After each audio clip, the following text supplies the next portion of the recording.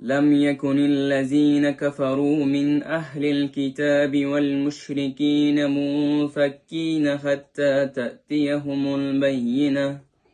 رسول من الله يتلو صحفا مطهرة فيها كتب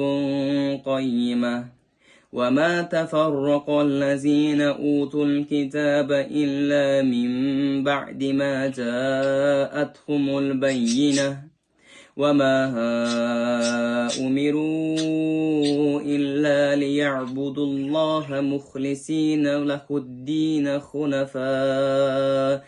ويقيموا الصلاة ويؤتوا الزكاة وذلك دين القيمة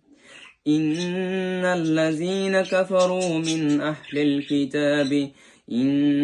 الذين كفروا من أهل الكتاب والمشركين في نار جهنم خالدين فيها